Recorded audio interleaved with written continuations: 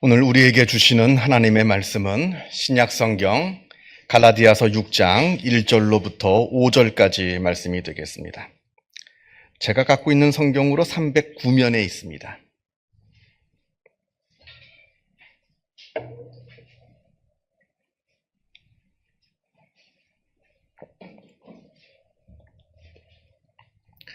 갈라디아서 6장 1절에서부터 5절까지 말씀을 봉독합니다. 이 계시의 말씀을 봉독할 때에 살아계신 하나님의 음성을 다 함께 들으실 수 있기를 바랍니다.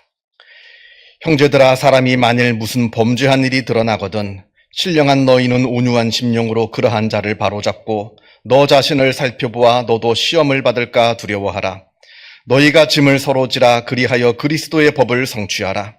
만일 누가 아무것도 되지 못하고 된 줄로 생각하면 스스로 속임이라. 각각 자기의 일을 살피라. 그리하면 자랑할 것이 자기에게는 있어도 남에게는 있지 아니하리니 각각 자기의 짐을 질 것이라. 아멘. 신약성경 누가복음 18장을 보게 되면 바리새인과 세리가 나란히 성전에서 기도하고 있는 그 장면을 보게 됩니다. 아시는 바와 같이 당시의 세리는 민족을 배반하고 로마 제국의 편에 서서 백성들을 착취하고 백성들의 고혈을 빨아먹는 아주 죄인 중의 죄인이라 그렇게 여겨졌던 그런 사람들입니다. 그래서 그 당시 이스라엘 사람들은 세리를 사람 취급을 하진 않았습니다. 지나가도 아는 척도 안 하고 인사도 안 하고 같이 세리하고 밥을 먹는다는 건 상상조차 할 수 없는 일이었습니다. 왜냐하면 세리는 더러운 죄인이었으니까요. 그런 반면에 바리새인은 당대의 의인 중의 의인이라 칭송을 받던 사람들이었습니다. 우리가 성경을 보게 되면 예수님께서 바리새인들을 책망하시고 야단치시는 장면이 많이 나옵니다만, 그러나 우리는 오해하지 말아야 됩니다. 바리새인들이 나쁜 짓을 저지르고 아주 끔찍한 짓을 저지르고 못된 사람들이어서 지금 예수님께서 저들을 비판하시고 책망하시는 것이 아닙니다. 사실 역사적으로 보게 되면 바리새인은 하나님의 말씀을 너무나 사랑하는 사람들이었고 그 말씀대로 살기를 정말 애썼던 사람들이었습니다. 그 말씀을 가르치는 사람이었고요. 그래서 당시에 많은 이스라엘 사람들이 바리새인들을 정말로 존경하고 정말로 사랑했습니다. 자, 이렇게 당대의 의인 중의 의인인 바리새인, 그리고 당대의 죄인 중의 죄인인 이 세리, 두 사람이 나란히 서서 성전에서 기도를 합니다. 먼저 바리새인이 이렇게 기도합니다. 나는 다른 사람들, 곧 토색이라고 하는 것은 다른 것을 빼앗는 것을 말합니다. 토색, 불의, 간음하는 사람들과 같지 아니하고 특별히 요 세리와도 같지 아니함을 하나님께 감사드립니다. 그리고 나는 일주일에 2번씩 금식하고 또 소득의 11조를 드리나이다. 이렇게 기도합니다. 반면에 그 바로 옆에 있던 세리는 감히 얼굴을 들지도 못하고 그저 가슴을 치면서 하나님이여 불쌍히 여기소서, 나는 죄인으로소이다. 이렇게 기도합니다. 자, 이때 예수님께서 이 두 사람의 기도를 들으시고는 말씀하시기를, 이 바리새인이 아니라 저 세리가 의롭다 하심을 받고 집으로 내려갔느니라. 아니, 어째서 이 의로운 바리새인들보다 저 더러운 세리가 하나님께 의롭다 하심을 받고 내려갔다. 이렇게 말씀을 하시는 겁니까? 우리가 이 말씀을 좀 더 바꿔서 설명을 제가 드리면 좀 아마 이해가 쉬울지 모르겠습니다. 학교에서 학생들이 시험을 치릅니다. 이 시험의 커트라인은 80점입니다. 80점을 넘어야 합격이고 80점이 되지 못하면 탈락입니다. 그래서 학생들이 시험을 봤는데 어떤 학생은 0점, 어떤 학생은 10점, 어떤 학생은 20점을 받았습니다. 다 탈락입니다. 그런데 자기들 사이에서는 달라요. 나는 너보다 20점이나 더 받았거든요. 0점 맞은 애보다 나는 20점이나 더 받았다. 내가 더 잘했니? 네가 더 잘했니? 막 서로 다툽니다만 그건 자기들 생각이고요. 그러나 선생님이 볼 때는 다 탈락입니다. 왜냐하면 80점이 안 됐으니까요. 그렇다고 3명 다 떨어뜨릴 수는 없으니까, 다 떨어뜨릴 수는 없는 거 아니에요. 그러니까 선생님이 한 가지 제안을 합니다. 책을 하나 주시면서 이 책을 읽고 독후감을 써오면 그러면 합격한 것으로 쳐주겠다 합니다. 그러니까 빵점 맞은 학생은 당연히 독후감을 써내죠. 난 빵점 맞았는데. 그런데도 이 독후감은 책을 읽어서 독후감을 써낸다면 합격시켜준다니까. 아주 기쁜 마음으로 책을 읽어가지고 독후감을 써냅니다. 그런데 20점 맞은 학생은 좀 억울합니다. 왜냐면 나는 저 빵점 맞은 애보다 20점이나 더 받았거든요. 그런데 똑같이 취급받고 나도 똑같이 책을 읽고 독후감을 써낸다는 게 달갑지가 않습니다. 그래서 독후감을 거부합니다. 자, 이때 누가 합격했을까요? 빵점을 맞았지만 선생님의 제안을 받고 독후감을 써낸 그 학생이 합격했을까요? 아니면 20점이나 더 받았지만 선생님의 제안을 거절하고 독후감을 내지 않은 그 학생이 합격을 했을까요? 바리새인은 자기가 저 세리보다 더 의롭다 생각하고 내가 더 의로운 사람이라 자랑합니다만 그건 자기 생각이고요. 하나님께서 보시기에는 다 도토리 키재기라는 겁니다. 도토리 사이에서는 내가 너보다 1mm 더 크니 2mm 더 크니 그게 중요합니다. 서로 싸웁니다만 그건 도토리들 생각이고요. 하나님께서 보시기에는 다 작은 도토리들에 불과하다는 겁니다. 자, 이때 세리는 자기가 죄인인 줄을 알기에 회개합니다. 나는 죄인으로소이다 회개합니다. 반면에 바리새인은 자기가 죄인인 줄을 모르기에 회개하지 않습니다. 바리새인의 잘못이라고 하는 것은 세리보다 더 많은 죄를 짓고 세리보다 더 악한 짓을 저질러서 바리새인이 잘못한 게 아닙니다. 바리새인의 잘못은 자기가 죄인인 줄을 몰랐다는 데에 있습니다. 그러니까 하나님 앞에 회개하지 않습니다. 자기가 죄인인 줄 모르니까 자기 죄는 회개하지 않고 남의 잘못만 지적하면서 다른 사람만 비판합니다. 이게 바로 바리새인의 잘못이라는 겁니다. 오늘 보면 갈라디아서 6장 3절 말씀에 만일 누가 아무것도 되지 못하고 된 줄로 생각하면 스스로 속임이라. 실상은 아무것도 아니면서 아무것도 아니면서 마치 자기가 무슨 대단한 사람이나 된 것처럼 대단한 의인이나 된 것처럼 생각한다면 그건 결국 자기 스스로를 속이는 것이라 말씀합니다. 그러면서 4절에 각각 자기의 일을 살피라 말씀합니다. 각각 자기 자신을 솔직하게 정직하게 한번 되돌아보아라.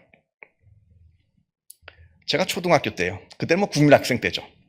국민학교 3, 4학년 때쯤이라 생각하는데요. 기억이 정확하게 언제인지는 모르겠습니다만 아마 국민학교 한 3, 4학년 때쯤이라 이제 기억이 되는데 제가 교회 가서 전도사님 설교를 들을 때나 아니면 분방 공부할 때 선생님 말씀을 들을 때 듣기 싫어했던 얘기가 하나 있습니다. 제가 그 얘기만 들으면 그렇게 듣기가 싫더라고요. 그게 뭐냐면 우리 모두는 다 죄인이다 하는 얘기였어요. 그게 어린 마음에 왜 이렇게 듣기 싫었는지 몰라요. 왜 나보고 죄인이라 하는가? 나는 죄를 진 적도 없고 특별하게 잘못한 것도 없고 나름 말 잘 듣고 그런 학생인데 그런 어린이인데 왜 나를 보고 자꾸 죄인이라 하는가? 이게 인정할 수가 없는 거죠. 여러분 가끔가다 전도를 하거나 다른 사람들하고 이야기를 하다 보면 똑같은 말을 하는 사람들이 있습니다. 자기는 죄인이 아니래요. 나는 죄를 진 적도 없고 감옥에 간 적도 없고 그렇게 못된 짓을 저지른 적도 없고 그런데 왜 성경은 자꾸 나를 보고 죄인이라고 하느냐? 딱 초등학교 3, 4학년 수준이라 보시면 됩니다. 그거 자랑 아닙니다. 가끔 이러죠. 나는 법 없이도 살 사람이다 말하는 사람이 있는데 대단한 사람들 아닙니다. 그런 사람들. 자기가 자기의 솔직한 내면을 한 번도 들여다보지 못한 미성숙한 사람이다. 나는 미성숙한 사람이라 고백하는 꼴입니다. 딱 초등학생 수준인 거예요. 그 인격이. 자신의 내면을 한 번이라도 솔직하게 들여다본 사람이라고 한다면 내가 성경에서 왜 나를 보고 죄인이라고 말씀하시는지를 알게 됩니다.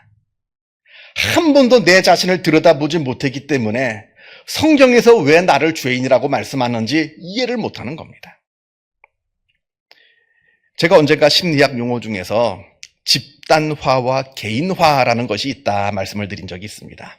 집단화라고 하는 것은 우리가 다른 사람들과 사회를 이루어가면서 다른 사람들과 때로는 협력하기도 하고 때로는 경쟁하기도 하면서 내가 목표하는 바를 성취해 나가는 외적인 그 성취를 이루어 나가는 그 삶을 집단화라고 말을 합니다.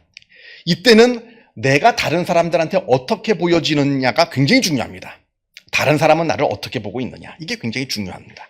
반면에 개인화라고 하는 것은 그것과는 달리 남에게 보여지는 내가 아니라 내가 바라보는 나, 진짜 나는 누구인가, 나의 진짜 의미와 나라고 하는 존재의 의미와 나라고 하는 존재의 가치가 무엇인가를 깊이 내 내면을 들여다보는 것을 개인화라고 말을 합니다.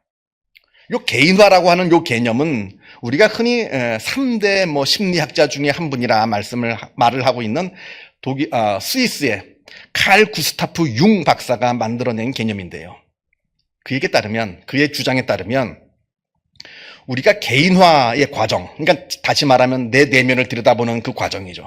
그 내면을 들여다보는 그 개인화라고 하는 성찰에 들어가게 되면 우리가 제일 먼저 발견하게 되는 것이 있는데, 그게 바로 그분의 표현에 따르면 그림자라는 겁니다. 바로 내 안에 있는 어두운 측면, 내 속에 감춰져 있던 내 안에 있는 어두운 측면들, 죄악들, 잘못된 못된 마음들, 이걸 제일 먼저 발견하게 된다는 겁니다. 그게 순서예요. 그걸 발견해야지 그 다음 단계로 들어가게 됩니다. 이게 바로 개인화라고 말하는 것인데요. 그런데 이거는 단지 칼 구스타프 융 박사만 이야기한 것이 아닙니다. 이건 성경에도 옛날부터 이야기하고 있어요. 내가 내 자신을 들여다보면 제일 먼저 무엇이 보이느냐? 내 속에 숨겨져 있던 죄가 보입니다. 왜 성경이 나를 보고 죄인이라 하는지 알게 되는 거예요. 내가 나의 자신을 들여다보지 내가 죄인이라고 하는 것을 고백하지 못한다라고 하는 것은 나는 제대로 된 신앙인이 아니라라고 하는 고백과 마찬가지입니다. 여러분, 우리의 믿음의 출발점은 어디일까요? 우리의 믿음은 도대체 어디에서부터 출발하는 겁니까? 우리의 믿음은 내가 무한한 존재가 아니라 유한한 존재라고 하는 것을 깨닫는 데서부터 시작합니다.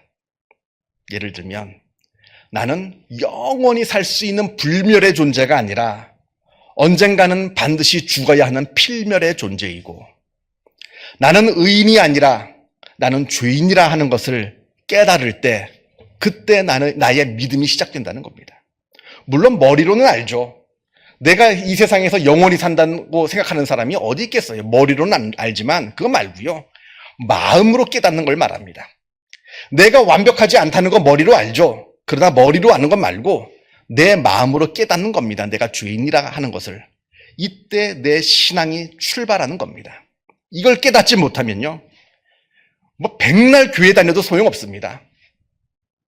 내가 무슨 집사고 권사고 장로고 아니 목사고 소용없습니다. 직분 소용없습니다.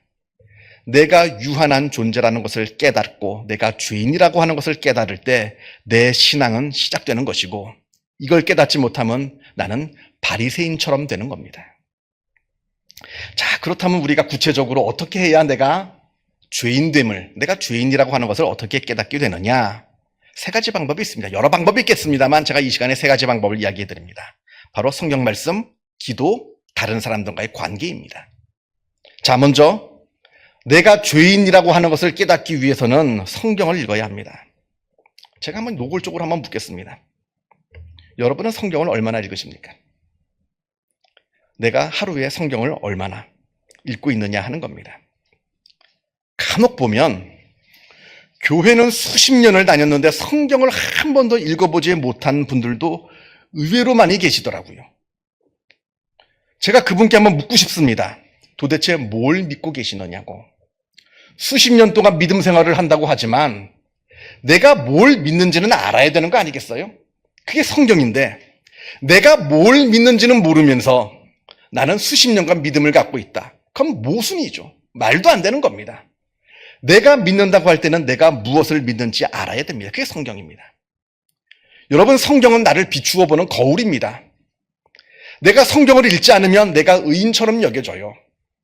내가 잘못한 게 없거든요. 죄를 지은 적 없거든요. 감옥에 간 적 없거든요. 그냥 사람들 생각에서 볼 때는 나는 의로운 사람인 것처럼 보입니다. 그러나 성경을 보게 되면 내가 나의 관점에서 사람들의 관점에서 나를 바라보는 것이 아니라 하나님의 관점에서 나를 바라보게 됩니다. 그때 내가 죄인인 줄을 깨닫게 되는 겁니다. 그래서 성경을 읽어야 됩니다. 뭐 예전에 한두 번 읽었다 그걸로 만족하지 마시고 계속해서 내가 아주 열심을 들여서 성경을 읽고 읽어야 내가 죄인인 줄을 깨닫게 되고 그래야 내 믿음이 바로 서게 되는 겁니다. 둘째는 기도입니다.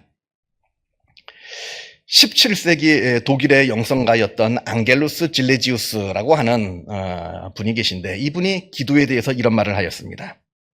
가장 좋은 기도란 아무것도 구하지 않는 기도이다.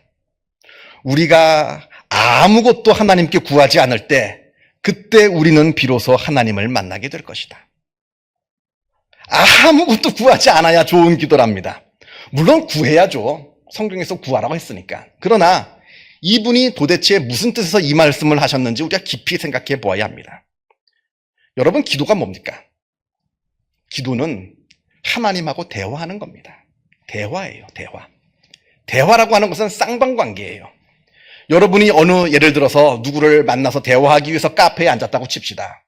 근데 나와 대화하기 위한 상대방이 헐레벌떡 뛰어오더니 자리에 앉자마자 막 큰 소리로 이거 해놔라 저거 해놔라 이거 해달라 저거 해달라 막 일방적으로 큰 소리로 막 쏟아붓고 자기 할 말 다 끝나니까 벌떡 일어나서 가버립니다. 이거 대화입니까? 빚쟁이가 빚 독촉하는 거지. 우리가 하나님을 대하여서 빚쟁이처럼 굴 때가 얼마나 많습니까? 하나님은 우리한테 빚진 거 없어요. 하나님은 우리한테 빚진 게 하나도 없습니다. 근데 우리는 마치 하나님이 나한테 무슨 빚이나 진 것처럼 기도할 때 그냥 일방적으로 이거 해놔라 저거 해놔라 마구마구 소리를 지르다가 하나님의 음성은 하나님의 말씀은 들을 생각하지 않고 그냥 끝마친다라고 하는 겁니다. 기도는 대화입니다. 내가 말을 했으면 들어야죠. 하나님께서 나에게 뭐라고 말씀하시는지 들어야 합니다. 우리 이제 새벽기도, 우리 교회 새벽기도는 좀 다른 교회들 새벽기도하고는 조금 다릅니다. 개인 기도 시간에, 우리 새벽기도 시간에는 음악을 틀어주질 않습니다. 그리고 또 기도할 때 조용조용하게 기도합니다. 처음에는 뭐 음악 좀 틀어달라. 음악을 틀어줘야 좀 집중이 되는데 음악을 안 틀어주니까 자꾸 딴 생각이 난다. 뭐 이렇게 요구사항이 많았어요. 그러나 제가 그때마다 말씀드립니다. 그렇다고 좋은 기도가 되는 게 아닙니다. 이렇게 말씀을 늘 드렸는데 지금은 아마 익숙해지셨을 겁니다. 음악을 들으면서 내가 기도한다고 그게 깊은 기도가 되는 게 아닙니다. 오히려 내가 음악에 속을 때가 많아요. 그리고 내가 소리를 마구마구 지른다고 내 기도가 하나님께 상달되는 게 아닙니다. 다시 말씀을 드립니다만 기도란 내가 하나님께 일방적으로 말씀을 드리는 시간이 아니에요. 하나님의 음성도 들어야 합니다. 내가 하나님께 이거 원합니다. 이걸 해주셨으면 좋겠습니다. 라고 또 나에게 마음에 있는 마음속에 있는 여러 많은 할 말들을 하나님께 드렸으면 잠깐 멈추고 기다려 봐야죠. 하나님께서 나에게 뭐라고 말씀하시는지. 그때 하나님께서 나에게 위로를 주실 때도 있고요. 아니면 나의 잘못을 깨닫게 하실 때도 있습니다. 물론 기도하다가 딴 생각 날 때 무슨 일단 점심 뭐 먹지? 아니면 무슨 걱정거리 이런 건 딴 생각입니다만 내가 기도하다가 잠시 멈췄을 때 10수년 전에 있었던 내가 까맣게 잊고 있었던 나의 잘못이 생각나기도 합니다. 이건 딴 생각이 아니에요. 하나님께서 말씀하시는 겁니다. 그때 네가 그 잘못을 하지 않았느냐. 그거 회개해라. 그때 너에게 피해를 입은 사람 지금도 연락할 수 있다면 가서 연락해서 미안하다 사과해라. 하나님의 음성인 겁니다. 그런 관계가, 그런 대화가 바로 진정한 기도이고 그런 기도를 할 때 그 기도를 통해서 내가 죄인이라 하는 것을 깨닫게 되는 겁니다. 일방적으로 소리 지르는 것이 기도가 아니라. 자, 세 번째는 다른 사람들과의 만남입니다. 우리가 다른 사람들과 만남을 통해서 나 자신을 발견하게 됩니다. 오늘 본문 1절 말씀에 형제들아 사람이 만일 무슨 범죄한 일이 드러나거든 신령한 너희는 온유한 심령으로 그러한 자를 바로잡고 너 자신을 살펴보아 너도 시험을 받을까 두려워하라. 예를 들어서 큰 잘못을 저지른 사람을 보거든 아이고 저 죽일 놈, 저 하나님은 뭐 하시나 저거 잡아가지 않고 저 귀신은 뭐 하나 저거 잡아가지 않고 저 죽일 놈 못 쓸 놈 이렇게 욕을 합니다만 그거 하지 말라는 겁니다. 그 사람을 비판하기에 앞서서 나에게도 과연 저 사람과 똑같은 잘못은 없는지 한번 돌아보라는 겁니다. 물론 정도의 차이는 있겠죠. 정도의 차이는 있을지 몰라도 저 사람이 잘못한 그 잘못한 모습이 내 마음속에도 똑같이 있을 수 있다는 겁니다. 살인자를 보거든 그 사람을 욕하지 말고 그 사람 마음에 있었던 그 분노가 똑같은 분노가 내 마음속에는 있지 않는가? 증오, 분노가 있지 않는가? 나는 비록 사람을 죽이진 않았습니다만 내 마음속에도 똑같은 증오와 분노가 있지는 않은가? 다른 사람을 사기쳐서 아주 못된 짓을 한 사람을 보거든 그 사람이 가지고 있는 그 거짓이 내가 사기치는 정도는 아니지만 그 똑같은 거짓된 마음이 내 마음속에는 있는 것은 아닌지 돌아보라는 겁니다. 다른 사람을 욕하기 전에 그때 내가 죄인이라고 하는 것을 깨닫게 된다는 겁니다. 이게 성숙이라는 거예요. 내가 죄인됨을 발견하는 것이 성숙입니다. 믿음의 성숙이고 인격의 성숙입니다. 물론 유쾌한 일은 아니죠. 절대로 유쾌한 일이 아닙니다. 그래서 독일의 철학가 칼 야스퍼스가 이런 말을 했습니다. 내가 나를 알아가는 것은 찌르는 가시와 같다. 절대로 유쾌하지 않아요. 나의 죄악된 모습을 발견하는 게 절대로 유쾌하지 않습니다. 여러분 가끔마다 사진을 찍을 때 내 얼굴 밉게 나오면 그 사진 보기 싫죠? 지웁니다. 요즘은 이제 스마트폰으로 돼 있으니까 누구랑 사진 찍었는데 뭐 한 서너 명이서 같이 찍었는데 이상하게 나만 뭐 눈을 감았다든지 나만 이상한 표정을 줘가지고 나만 못생기게 나왔어요. 그 사진 지웁니다. 왜냐하면 그거 보기 싫거든요.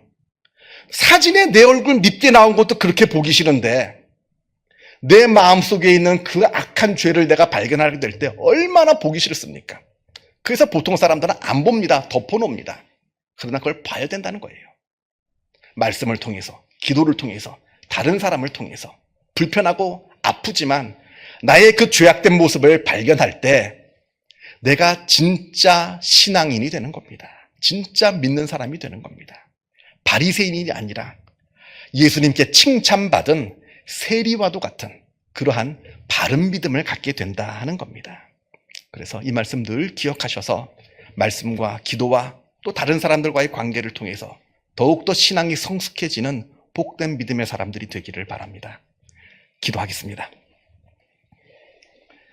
사랑과 은혜가 충만하신 하나님 아버지, 감히 하나님을 알 수도 믿을 수도 없는 죄인을 하나님께서 먼저 사랑하여 주시어서 우리를 하나님의 자녀 삼아 주심에 그 은혜에 감사를 드립니다.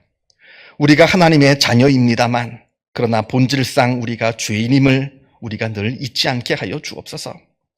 우리의 생각과 우리의 마음과 우리의 말과 우리들의 삶을 우리가 깊이 들여다보게 하여 주시어서 우리 가운데 있는 하나님께서 미워하시는 것들 발견하게 하여 주시고 인정하게 하여 주시고 이것을 놓고 하나님께 회개하게 하여 주시어서 더욱더 성숙한 그리스도인이 되게 하여 주시고 더욱더 성숙한 인격으로 나아갈 수 있도록 주님께서 역사하여 주시옵소서.